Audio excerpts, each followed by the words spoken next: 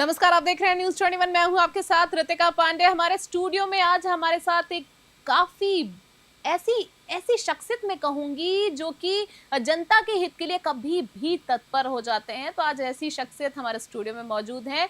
आपको बता दें, जो भारतीय जनता पार्टी में अपनी सक्रिय भूमिका निभा रहे हैं। जी हाँ, हम बात कर रहे हैं मनोज रुखाया जी की, जो कि नगर पालिका श्री विजयनगर के पूर्व उपाध्यक्ष भी रह चुके हैं और वर्तमान में बीजेपी पार्टी शहर के महामंत्री हैं। मनोज जी का सबसे पहले स्टूडियो में हम बहुत बहुत स्वागत करना चाहेंगे। नमस्कार आपको मनोज जी। मनोज जी, कैसे हैं आप? मनोज जी, मुझे जहां तक लगता है कि हम दूसरी बार मिल रहे हैं। हाँ जी।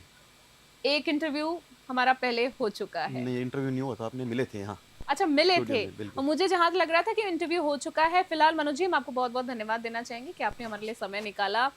और आपसे जानना चाहूंगी मनोज जी कि एक आप बिजनेसमैन हैं, जैसे कि हम जानते हैं रियल स्टेट का भी आपका बिजनेस है, फाइनेंस का भी काम करते हैं। तो राजनीति में आने का आपने कैसे सोच लिया?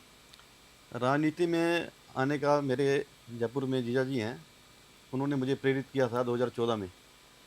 मैं जयपुर में उनके पास आया था, तो उन्होंने मुझे गांव में चुनाव लड़ने के लिए बोला। तो मैंने एक बार तो उनको मना कर दिया।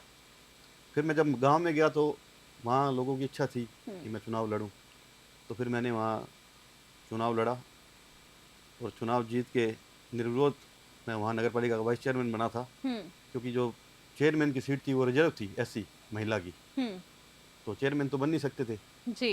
इसलिए फिर वहाँ वाइस चेयरमैन जो निर्विरोध निर्वाचित हुए थे, तो वो सब उनकी वजह से हुए थे। तो जयपुर में हमारे सहयोग मिला और प्रोत्साहन दिया, कहने का मतलब हाँ है। और जी। उसके बाद आपने इस फील्ड को चुन लिया। ठीक हाँ, है, आप जैसे बात कर रहे हैं नगर पालिका की, तो आप नगर पालिका श्री विजयनगर के उपाध्यक्ष रह चुके हैं। तो एक हाँ जी। जनप्रतिनिधि के रूप में नगर पालिका के कामों को पूरा करने में या आमजन की समस्याओं का निवारण करने में किस प्रकार की मुश्किलों का सामना करना पड़ता है? क्योंकि देखा जाता है कई बार दबाव या आपसी सामंजस्य नहीं बैठ पाता है, तो लोगों के साथ नहीं बैठ पाता है नॉर्मली। तो नहीं, मेरा ऐसा नहीं था। मेरे दबाव में बिल्कुल नहीं रहता था। मैं काम शौक से करता था। मैं जो भी मुझे काम मिलता था, जो भी लोग आते थे, परेशान लोग आते हैं क्योंकि बिल्कुल सही कहा हाँ, आपने, परेशान तो होकर ही उनकी आते हैं। परेशानी को क्या है मैं अपने ऊपर ले लेता था और मुझे बिल्कुल परेशानी नहीं होती थी। मैं उनके काम बड़ी खुशी से करता था और आज भी यही है कि मैं मेरे पास कोई आता है तो मैं उनके काम करवाता हूँ। पर यहाँ पर अगर बात करें मनोज जी की, नगर पालिका के हाल बहुत बेहाल है। आप देख रहे हैं कि जगह जगह सड़कों का पानी भर रहा है। नगर निगम, नगर पालिका जो ध्यान नहीं दे रही है। आप आपका क्या कहना, आप किस नजरिए से देखते हैं इन चीजों की, कहाँ कमी रह जा रही है? क्योंकि इतने लाखों करोड़ों और करोड़ों रुपए का बजट पास हो रहा है, उसके बावजूद जो काम है धरातल पर वो देखने के लिए नहीं मिल रहा है। हमारी विजयनगर नगर पालिका में आज भी अच्छा काम हो रहा है। हम्म। ऐसा नहीं है, हमारे वहाँ कचरे का बिल्कुल नामो निशान नहीं है। ठीक है, रोडें पानी बहुत की अच्छी, समस्या पानी नहीं की है, समस्या नहीं है। रोड्स वगैरह। रोड्स बहुत अच्छी बनी हुई है हमारे वहाँ। और हमारे अभी जो चेयरमैन है नगर पालिका के, काफ़ी अच्छा काम कर रहे हैं वो। बढ़िया काम कर रहे हैं। बढ़िया काम कर रहे हाँ हैं। तो जी। मैं आपसे जानना चाहूंगी, आपका जो क्षेत्र है श्री विजयनगर, अगर हम बात करें तो बॉर्डर एरिया है, तो वहाँ आजकल नशे की हालत जो है वो बद से बदतर होती जा रही है। आए दिन खबरें हम देखते रहते हैं। तो आपसे बिल्कुल। जानना चाहूंगी कि युवा नशे की जद में आ रहे हैं। आखिरकार इन नशा तस्करों के खिलाफ कार्रवाई क्यों नहीं होती है? प्रशासन रोक क्यों नहीं पा रहा है? क्यों नाकाम रह जाता है? देखिए मैडम, इसमें प्रशासन के साथ साथ जो पेरेंट्स हैं हम्म। उनमें भी कहीं ना कहीं कमी होती है। क्योंकि जागरूकता आजकल, की, हाँ जी, आजकल क्या है, कि बच्चों के साथ इतना उनकी कम्युनिकेशन कम्युनिकेशन नहीं है। हाँ नहीं है। बिल्कुल सही कहा आपने। तो उस वजह से क्या है, बच्चे माँ बाप से जब दूर होते हैं ना, हम्म। तो वो गलत संगत में जाके वो क्या है, ये ऐसे कदम कर, उठाते हैं। ठीक है। तो इसके लिए क्या है, बच्चे के माता पिता को भी जागरूक होना बहुत जरूरी है। हम्म। इसी बच्चे। वजह से क्या है, बच्चा जो भटकता है, जब राह भटकता है, तो वो नशे ऐसे की, हाँ, ऐसे नशे की लत में पड़ लत में जाता पड़ है। जाता है। कहने का मतलब है कि जैसे कि आपने बोला कि प्रशासन के साथ जिम्मेदारी माता पिता की भी बनती है कि अपने बिल्कुल। बच्चों के साथ एक अच्छा कम्युनिकेशन रखें, खुल के बातचीत करें। तो इस तरह की चीजों से काफी तक बचा जा सकता है। मनोज जी, आगे जानना चाहूंगी, दो सवाल आपसे आखिरी में लेना चाहूंगी कि अगर हम बात करें 2022 में आपने और आपकी धर्मपत्नी ने 1 साल के बच्चे को उल्टी दस्त की समस्या हुई थी। माँ के पास पैसे नहीं थे, उसका ऑक्सीजन लेवल भी जो था बहुत कम हो गया था। तो आपने इंसानियत का परिचय दिया था और उसका इलाज करवाया था। ये पूरा वाकया कैसे घटित हुआ था, मैं आपसे जानना चाहूंगी, क्योंकि बहुत ही नेक काम किया था और आपकी धर्मपत्नी ने। सबसे पहले आपकी धर्मपत्नी का शुभ नाम भी मैं जानना चाहूंगी, क्योंकि बहुत ही नेक काम में वो भी सम्मिलित हुई हाँ थी। जी, हाँ जी। मेरी जो वाइफ है उनका नाम ऋचा चौहान है। ठीक है। धौलपुर से बिलोंग करते हैं। तो संडे का दिन था, 10:30 बजे का टाइम था। हम लेबोरेटरी पे कुछ जांच करवाने के लिए गए थे। ठीक है। तो वहाँ एक लेडीज बाहर बैठी थी, तो वो हमें देख रही थी। तो मैंने मेरी वाइफ को बोला, मैं लगता है इसको किसी चीज़ की ज़रूरत है, ये मांग नहीं रही अपने से, बोल नहीं पा रही तो है। हम अंदर जाके जब वापस आए तो मैंने उनसे पूछ लिया, मैंने कहा आपको किस चीज़ की ज़रूरत है तो आप बताओ, जी जी। हम आपकी हेल्प करेंगे। तो उन्होंने जब अपने ऊपर से जो एक शॉल ले रखी थी उन्होंने वो हटाई, तो अंदर एक बच्चा था, ये बच्चा समझ लो डेड था वो।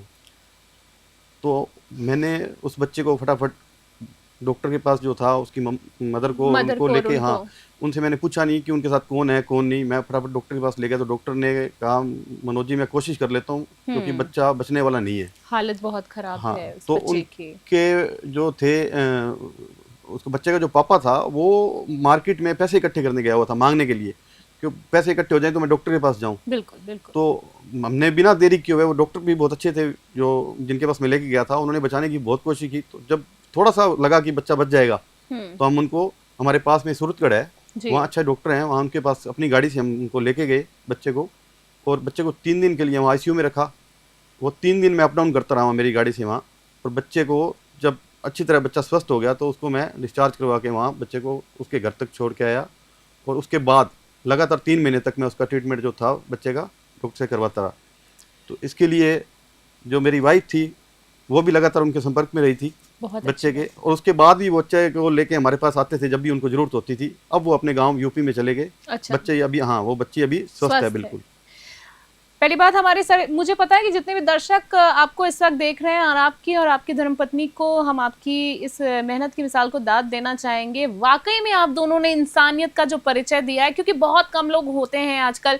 आपने 3 महीना उनका फीडबैक लिया, जैसे कि आपने बताया, ये बहुत बड़ी बात है, और वो जाके बच्चा अब स्वस्थ है। वाकई में बहुत ही नेक काम आप लोगों ने किया है। आपसे जानना चाहूंगी अब मैं अगले सवाल में कि अब से कुछ महीनों के बाद हम अगर बात करें तो निगम के चुनाव होने वाले हैं, तो इस बार बीजेपी के क्या कुछ प्रमुख मुद्दे रहेंगे जनता से वोट मांगने के लिए? मनोज जी, क्योंकि आप ज्यादा अच्छे तरीके से बता सकते हैं, आप पार्टी से जुड़े हुए हैं। बीजेपी के पास काफी मुद्दे हैं, कांग्रेस के पास कुछ है ही नहीं बताने के लिए, दिखाने के लिए, मांगने के लिए। हमारे पास तो बहुत मुद्दे हैं रखने के लिए, जनता के पास काफी मुद्दे हैं।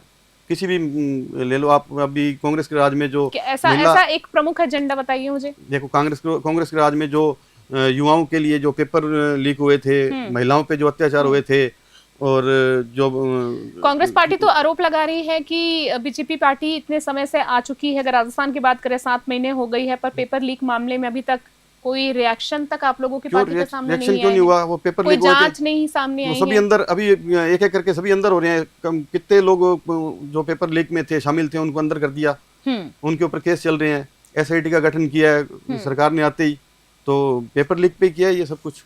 तो कहने का मतलब ये सारे जो मुद्दे हैं बिल्कुल आप लोग पार्टी में लेकर आएंगे, क्योंकि अब जो चुनाव होने वाले हैं तो काफी हेल्पफुल रह सकते हैं पार्टी के लिए। मनोज जी, आपको बहुत बहुत धन्यवाद देना चाहूंगी, आज आपने हमारे लिए समय निकाला, और हम चाहेंगे फिर किसी खास मुलाकात के क्रम में ऐसे ही चर्चा परिचर्चा, हमारे काफ़ी सारे जो एपिसोड्स रहते हैं, क्रम रहते हैं, उसमें हम आपसे फिर मुलाकात करें। बहुत बहुत शुभकामनाएं, खूब स्वस्थ रहें, कुशल मंगल रहें, और आपका धन्यवाद देना चाहूँगी। तो आज हमारे साथ मनोज जी थे, जिनसे हमने काफ़ी सारी बातचीत की, पार्टी से जुड़ी और जनता के हित से जुड़ी। और मनोज जी और उनकी धर्मपत्नी का हम बहुत बहुत धन्यवाद देना चाहेंगे उन पेरेंट्स की तरफ से और तमाम जनता की तरफ से कि आपने इतने नेक काम में आप लोग सम्मिलित हुए। बहुत बहुत शुभकामनाएं इनके लिए, और आप न्यूज़ 21 पर आए उसके लिए बहुत बहुत धन्यवाद। तो अगले खास मुलाकात के क्रम में फिर मिलेंगे हम किसी नई शख्सियत के साथ। तब तक के लिए जुड़े रहिए हमारे साथ, तो बने रहें, देखते रहें न्यूज़ 21। नमस्कार।